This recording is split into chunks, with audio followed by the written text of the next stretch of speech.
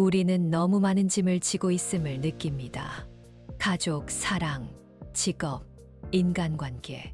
모두 우리 각자의 삶을 단단히 받쳐주는 것들이지만 때로는 감당하기 버거울 만큼 무거운 짐으로 느껴질 때도 있습니다. 지금의 우리는 어릴 적 꿈꾸었던 삶과는 너무나 다른 곳으로 와버렸다는 생각이 듭니다. 정말 이루고 싶었던 꿈들은 이제 영영 멀어져 버린 것 같고 고통과 시련을 피할 수도 없습니다. 그럼에도 불구하고 그것을 바라보는 관점을 바꾼다면 삶은 더 깊이 있고 의미 있는 것이 될 수 있습니다.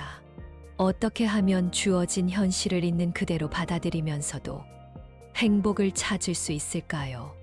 이번 영상에서는 운명을 사랑하는 법, 삶에서 진정한 행복을 찾는 방법, 그리고 우리의 인생을 긍정적으로 대하는 태도에 대해 알려드리겠습니다.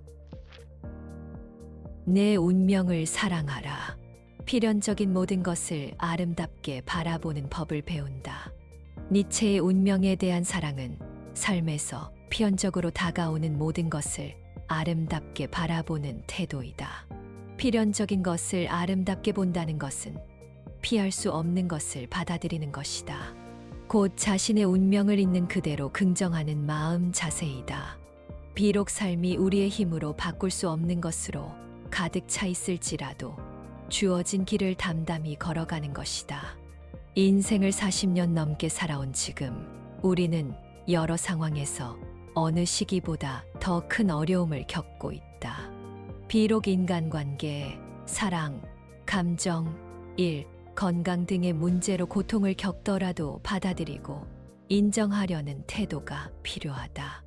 니체도 바그너와의 결별, 루살로메에게 외면받은 사랑, 동생 엘리자베트와의 불화, 끝없이 반복되는 질병 등으로 고통이 반복되는 피폐한 삶을 살았다. 하지만 그는 다시 새로운 날이 밝아오면 언젠가 긍정하는 자가 되고자 한다고 결의에 찬 어조로 말했다. 나는 아직 살아있다. 나는 아직 생각하고 있다. 어차피 피할 수 없이 부딪혀야 할 운명이라면 그것을 견뎌야 할 뿐 아니라 아름답게 바라보는 법을 배워야 한다. 니체는 니체 대 바그너에서 높은 곳에서 바라보면 모든 것은 다 필연적이며 것이 경제적 의미에서는 모든 것은 다 그 자체로 유용하기도 하다라고 말한다. 또한 같은 책에서 자기가 겪은 고통 덕분에 깊이 괴로워하는 인간은 여느 가장 똑똑하고도 현명한 자들이 알 수 있을 만한 것보다 더 많이 알 수 있다라고 말한다. 삶을 아름답게 바라볼 수 있게 만드는 것은 바로 감사의 힘이다.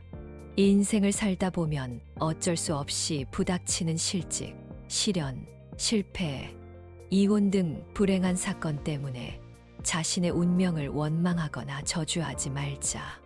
니체는 니체 대 바그너에서 어떤 때보다 내 삶에 가장 어려웠던 시절에 더 깊이 감사해야 하지 않을까라고 종종 자문했었다라고 말한다.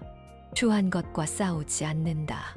정신없이 돌아가 기진맥진했던 하루의 일과를 마친 후 잠들기 전에 종종 우리는 온종일 자신을 억눌렀던 감정의 무게를 느끼곤 한다. 직장에서 처리하기 힘든 일로 곤란한 상황에 부닥쳤을 때, 직장 상사나 아랫사람이 무시할 때, 진상 고객에게 스트레스를 받았을 때, 우리는 갈등의 상처로 잠 못 이룬 날이 얼마나 많았던가. 이런 추한 것과 싸울수록 감정의 쓰레기가 내면에 차곡차곡 쌓인다. 그래서 니체는 운명을 사랑한다면 추한 것과 싸우지 말아야 한다고 했다. 부정적인 감정에 휩싸인 상태가 계속된다면 좋은 기회도 놓치게 될 뿐 아니라 창조적인 에너지와 활기마저 빼앗기게 된다. 피할 수 없는 운명이라면 너그럽게 사랑하라. 그리고 더 깊이 감사하라. 오늘의 나는 어제 한 선택의 산물이다. 세상을 살다 보면 종종 힘든 상황에 부딪혀 육체적, 정신적으로 무기력함에 빠져들기도 한다. 중년에는 잘 다니던 직장에서 명예퇴직을 당하기도 하고 승승장구하던 사업이 하루아침에 망하기도 하고 건강했던 사람이 갑자기 불치병에 걸려 시한부 인생을 살기도 한다. 니체는 즐거운 학문에서 커다란 고통이야말로 정신의 최종적인 해방자이다라고 말한다. 고통스러운 삶이 우리를 더 심오하게 만든다는 것이다. 우리는 삶이 아무리 고달프고 괴로울지라도 자신의 운명을 긍정하고 받아들여야 한다. 그렇다면 어떻게 고통스러운 내 운명을 사랑할 수 있을까? 바로 열정을 갖는 것이다. 열정은 독일어로 라이덴스샤프트이다. 이 단어에는 고통을 뜻하는 라이덴을 포함하고 있듯이 열정은 피할 수 없는 고통을 전제로 한다. 열정이라는 감정은 항상 고통과 기쁨을 함께 동반한다. 곧 삶에 대한 열정은 삶이 아무리 고통스럽고 힘들더라도 극복하려는 태도이다. 하지만 나이가 들수록 인생 초반에 비해 삶에 대한 열정이 점점 식어가기 마련이다. 왜냐하면 청춘 시절에 가졌던 내 삶의 중요한 그 무엇, 열정의 대상을 잃어버렸기 때문이다. 니체는 1880년 유고에서 무엇이 내게 중요하다라는 말은 진정한 열정의 표현이라고 한다. 인생의 중반에 무엇보다 열정을 쏟을 수 있는 대상을 다시 찾는 것이 중요하다. 열정은 고통스러운 삶을 극복할 수 있는 강력한 수단이다.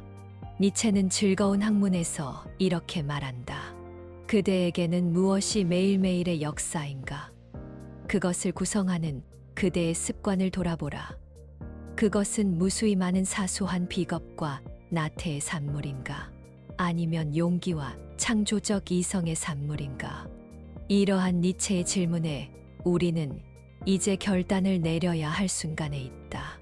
삶을 향한 사랑과 열정을 선택할 것이냐, 아니면 삶에 대한 두려움과 불안을 선택할 것이냐, 양자택일의 상황에 놓여 있다. 수많은 실패와 좌절로 어느 때보다 삶이 가장 힘든 시절을 누구나 겪는다. 그런데 과연 몇 명이나 자신의 비참한 운명을 사랑할 수 있을까?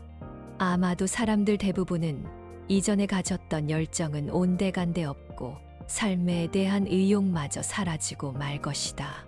남은 것은 과거에 대한 후회와 미래에 대한 염려뿐이다. 그러나 이미 엎질러진 물을 놓고 후회해봤자 주워 담을 수 없는 법이다. 니체는 후회는 어리석음에 또 다른 어리석음을 더하는 것이라고 말한다.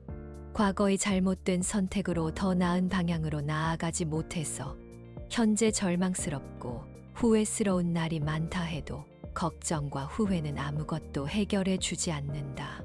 시간이 지나고 보면 내가 위기와 곤경에 빠졌던 순간이 큰 축복을 받기 위한 과정 가운데 하나였다는 사실을 깨닫게 된다. 그러므로 지금 이 순간 과거를 받아들여야만 앞으로 나아갈 수 있다. 그래서 니체는 우리는 때때로 자신을 상실하고 또다시 자신을 발견하는 법을 터득해야 한다라고 말한다. 진정 자기 자신을 사랑하는 법을 배워야 하는 것은 고작 오늘과 내일을 위한 계명이 아니다. 시간을 초월하는 최고의 긍정. 우리는 두 가지의 삶의 태도 중에서 양자택일할 수밖에 없는 결정적인 순간을 마주하고 있다. 하나는 고통과 절망에 빠진 이번 삶을 바꾸기를 포기하고 다음 삶을 기약하는 태도이다.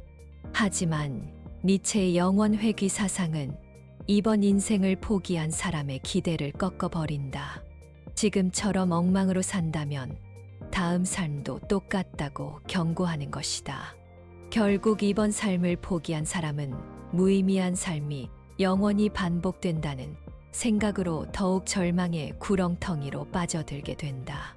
다른 하나는 이 삶을 최고로 긍정하는 태도이다. 영원 회귀 사상은 모든 것이 영원히 반복되더라도 나는 이 삶을 사랑할 것인가? 라는 물음 앞에 우리를 세운다. 즉 영원 회귀 사상은 삶에서 만나는 필연적인 것을 긍정하고 사랑하는 아모르 파티, 개념으로 이어진다. 따라서 너는 이 삶을 다시 한번, 그리고 무수히 반복해서 다시 살기를 원하는가? 라는 질문은 이렇게 바꿀 수 있다. 너는 얼마만큼 너 자신과 인생을 사랑할 수 있는가? 지금 우리에게 니체의 영원 회귀 사상이 논리적으로 맞느냐 틀리느냐의 문제는 중요하지 않다. 중요한 것은 고통스러운 삶이 끝없이 되풀이되더라도 절망에 빠지지 않고 오히려 삶을 최고로 긍정하는 태도이다. 니체는 지금 이 순간 최선을 다한다면 자신의 운명을 결정할 수 있다고 말한다. 어쩌면 영원 회귀 사상을 통해 우리는 주어진 운명을 바꿀 수 있을지도 모른다. 니체의 영원 회귀 사상은 하나의 사상적 실험으로 괴로운 이 삶을 포기할지, 아니면 괴로운 이 삶에 다시 한번 최고의 의미를 부여하여 극복할지를 선택할 것을 요구한다. 후자의 삶은 니체가 말한 힘의 의지를 가진 초인의 삶이다. 초인은 영원 회귀 사상으로 인해 이제 더는 삶을 고통스러워하지 않고 받아들일 수 있게 된다. 인생은 고통스러운 순간의 연속이다. 이러한 삶이 영원히 회귀하기를 원하는 사람은 없을 것이다. 영원을 넘어 지치지 않고 다시 한 번을 외쳐보자. 초인은 과거나 미래로부터 자유로운 인간이다. 초인에게 가장 소중한 것은 이 순간이다. 제대로 잘된 인간과 인간 말종의 차이. 제대로 잘된 인간은 욕망한다. 이성을 중시했던 플라톤은 욕망을 이성으로 억제해야 한다고 말했다. 하지만 니체는 이성보다 욕망을 더 중요시했다. 니체는 자신의 감각에 집중하라고 한다. 우리는 맛있는 음식을 먹고 싶다. 멋진 사람과 사랑에 빠지고 싶다. 좋은 직장에 취직하고 싶다. 등 욕망이나 욕구를 억제하거나 숨기면 안 된다. 삶은 욕망의 연속이다. 제대로 잘된 인간은 자신의 욕구나 욕망을 통해 진정한 자신을 재발견한다. 다시 말해 진정으로 행복한 삶을 살려면 자신이 원하는 것, 소유하고 싶은 것, 삶에서 체험하고자 하는 것이 무엇인지를 알아야 한다. 반면에 인간 말종은 그저 즐거운 소일거리에만 매달리는 삶을 산다. 인간 말종도 우리는 행복을 찾아냈다고 말은 한다. 사실 그들이 찾아낸 행복이란 단순하고 편안하고 소소한 즐거움만 준다. 인간 말종은 초인과 달리 자신의 내면에 잠자고 있는 창조적 능력을 발휘하지 못한다. 그들은 일하는 기계일 뿐이다. 대부분의 중년은 자신의 욕망을 억누르고 살 수밖에 없다. 마흔 이후에게 자신을 위한 삶이란 극히 일부분이다. 중년에게 가슴 뛰는 상상을 즐기며 사는 건 쉽지 않다. 자라투스트라가 말한 인간 말종의 삶처럼 중년은 그저 일하는 기계일 뿐이다. 번아웃 증후군에 빠지면 인생의 낙이 없어지고 지금까지 잘 지내왔던 일상이 갑자기 무료해진다. 삶이 재미가 없다. 특히 40대의 직장이든 사업이든 그저 다 때려치우고 싶다는 위험한 생각이 들기도 한다. 그렇다고 지금 당장 직장을 옮기거나 폐업을 할 수도 없는 사정이다. 인생의 절반쯤에 찾아온 번아웃 증후군은 어떻게 대처해야 할까? 일단 잠시라도 충분히 휴식 시간을 갖는 것이 중요하다. 그리고 자신이 진정으로 하고 싶었던 일을 찾아내서 지금 하는 일과 병행한다면 잃어버린 열정과 성취감을 새로운 일에서 다시 찾을 수 있을 것이다. 나의 경우 지난 10년 동안 한 회사의 CEO로 바쁘게 일하면서 고전 문학, 동서양 철학, 그리고 역사부터 서양 미술에 이르기까지 다양한 분야의 책을 읽었다. 그리고 몇 년 전에 지적 탐구의 결과물을 책으로 출간하면서 작가라는 새로운 직업을 갖게 되었다. 내가 하고 싶은 일로서 새로운 열정을 갖게 되었고 권태에 빠지기 쉬운 중년의 삶을 잘 보내고 있다. 제대로 잘된 인간은 오로지 유익한 것만을 추구한다. 니체는 제대로 잘된 인간은 자신에게 유익한 것의 한계를 넘어서면 그의 만족감과 기쁨은 중지해 버린다라고 말한다. 다시 말해 제대로 잘된 인간은 자신에게 유익한 것만을 추구한다. 물론 인간 말종도 건강은 끔찍이도 생각한다고 차라투스트라는 말한다. 인간 말종은 낮에는 낮대로, 밤에는 밤대로 자신들의 조촐한 쾌락을 즐기면서 살아갈 뿐이다. 이러한 인간 말종의 쾌락적인 삶은 때때로 약간의 독을 마신 것처럼 안락한 꿈을 꾸게 만들지만 자칫 많은 독을 마시게 되어 안락한 죽음에 이를 수도 있다. 우리는 직장에 있을 때는 집안일 생각으로, 집으로 돌아오면 마무리 짓지 못한 회사 일 생각으로 바쁘다. 끊임없이 이어지는 생각들로 단 하루도 참을 수 없을 것 같은 기분이 든다. 이런 마음을 치유하고 단단하게 만드는 방법은 내면을 만족감으로 가득 채우는 것이다. 후회, 자책, 걱정, 초조 같은 부정적인 감정이 찾아올 때 우리는 맛있는 음식을 먹거나 술을 마시면 기분이 조금 나아진다. 하지만 스트레스를 받거나 우울할 때마다 상습적으로 과식과 과음을 한다면 분명히 건강에 문제가 생긴다. 무엇이든지 적당해야 하는데 과하면 중독된다. 특히 중년에 불안할 때마다 위로 삼아서 과하게 음식이나 술, 담배, 약물 등에 의존한다면 건강에 치명적이다. 오늘날 40대 가운데 우울증에 시달리지 않는 사람은 거의 없다고 해도 과언이 아니다. 정신적인 허기는 아무리 맛있는 음식으로 배를 가득 채워도 충족되지 않는 법이다. 대신 명상이나 요가, 자전거 타기, 수영, 춤, 골프, 등산 같은 운동으로 내면의 결핍을 채워보는 것은 어떠한가? 번아웃에서 벗어나기 위해서는 이렇게 나를 위한 시간을 가지는 것이 중요하다.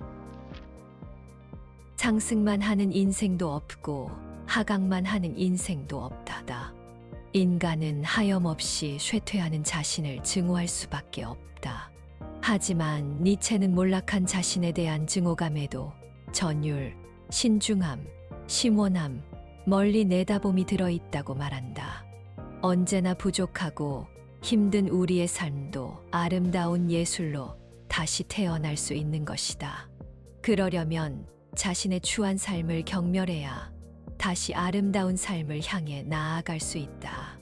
모든 몰락은 새로운 기회의 순간이고 아름다움과 함께 상승하며 또 다른 삶을 꿈꾸게 한다. 니체는 차라투스트라는 이렇게 말했다 해서 몰락해가는 자는 위대한 정오의 짐승에서 초인에 이르는 길 한가운데 서 있다고 한다. 여기에서 위대한 정오란 그림자 같은 허상의 삶이 사라지는 순간이다. 차라투스트라는 저녁을 향해 나아가는 그의 길을 최고의 희망으로 축복하게 되는 때라고 말한다. 왜냐하면 몰락하는 자는 드디어 새로운 아침을 맞이하여 인간의 온전한 모습인 초인에 이를 수 있기 때문이다. 이제 인간은 인간 이전의 존재인 짐승으로 퇴락할 것인가? 아니면 삶을 극복하여 초인으로 상승할 것인가를 선택해야 한다.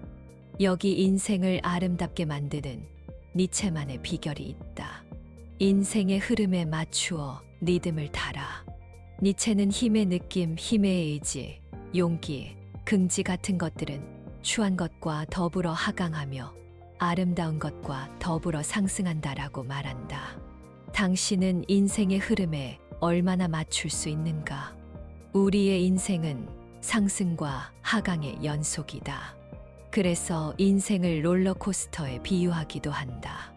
하지만 우리의 감정은 롤러코스터와는 정반대이다. 롤러코스터가 상승했다가 하강할 때 가장 큰 짜릿함을 맛보는 반면 인생의 롤러코스터는 상승했다가 하강할 때 큰 좌절감을 맛본다. 비투, 영끌까지 했던 투자자가 투자 시장이 대폭락하면서 전 재산을 잃고 자살을 선택했다는 충격적인 기사가 심심치 않게 보인다. 특히 40대 투자자가 투자 시장의 절반을 차지하고 있었기 때문에 남일처럼 느껴지지 않을 것이다. 왜 우리네 인생은 항상 위아래로 굽이칠까? 니체는 즐거운 학문에서 이렇게 말한다. 추구하는 것에 지치게 된 이후로 나는 발견하는 것을 배우게 되었다. 역풍을 만난 이후로 어떤 바람이 불어도 항해할 수 있게 되었다. 인생에서 가장 비참한 일은 무엇이라고 생각하는가? 마흔에게 실패보다 더 충격적인 일은 없을 것이다. 그러나 역풍을 이겨낸 배처럼 크고 작은 실패를 발판으로 역전승을 거둘 수도 있다. 그러므로 자신의 실패를 겸허히 받아들이는 법을 배워야 한다. 때로는 막다른 길에 이를 수도 있다. 하지만 그 골목길에서 다시 진정한 자아를 찾아가는 새로운 길을 찾을 수도 있다. 진정한 자아를 찾아가는 삶은 직선이 아니다. 곡선이다. 또한 시작은 있으나 그 끝은 알 수 없다. 모두가 눈코 뜰 사이 없이 바쁘게 살지만 그 중에도 유난히 남보다 정신이 없고 기진맥진하는 사람이 있다. 오늘 하루도 잘 돌아간 일과 그렇지 않은 일이 마음에 혼란을 일으킬 것이다. 인생이 주는 흐름에 맞춰 리듬감 있게 춤추는 법을 배워야 한다. 자신에게 맞는 인생의 속도를 찾아라. 현재의 삶에 대한 불만과 증오는 또 다른 삶을 추구하게 한다. 몰락은 변화의 성장통이다. 삶의 하강이 없으면 성취도 없다. 삶의 최저점에서 우리는 야망을 가져야 한다. 그래야 다시 상승할 수 있다. 삶의 최고점에서 다시 몰락한다고 실망할 필요도 없다. 우리가 다시 성장할 기회는 분명히 오기 때문이다. 니체는 인간적인 너무나 인간적인 투에서 일을 천천히 시작하며 좀처럼 어떤 일에 통달하기 힘든 사람이라도 끊임없이 속도를 가한다면 마지막에는 그 흐름이 어디로 향할지 아무도 모른다고 말한다. 초인이 되기 위한 자아 실현은 어느 한순간에 이루어지지 않는다. 마흔에게 성공이란 무엇을 달성했느냐가 아니라 얼마만큼 성장했느냐에 달려 있다. 삶에는 영원한 상승도 영원한 하강도 없다. 그러므로 자신에게 맞는 인생의 속도로 나아가면 된다. 행복은 천천히 그리고 느리게 온다는 사실을 잊지 마라. 니체는 인간적인 너무나 인간적인 투에서 다른 사람의 경우 발이 빠른 시간과 항상 옆에서 나란히 가기에는 너무 느리게 걷는 일종의 계단의 행복을 가지는 일도 있다라고 말한다. 니체는 계단의 행복을 기지와 기회의 관계에 비유한다. 많은 사람이 기회를 잡기 위해 많은 지혜를 쌓지만 기회는 이미 문을 빠져나가 버렸다는 것이다. 기회와 보조를 맞추지 못한 기지는 아직도 계단에 서 있는데 말이다. 기회처럼 시간도 우리가 행복을 느낄 겨를도 없이 너무나 빨리 지나가 버린다. 그런데도 긴긴 삶의 여정에서 우리는 현재 이 순간이 가장 행복하다는 것을 느끼지 못한다. 오랜 시간이 지난 후에야 그때가 내 삶에서 가장 행복했다는 사실을 뒤늦게 깨닫는다.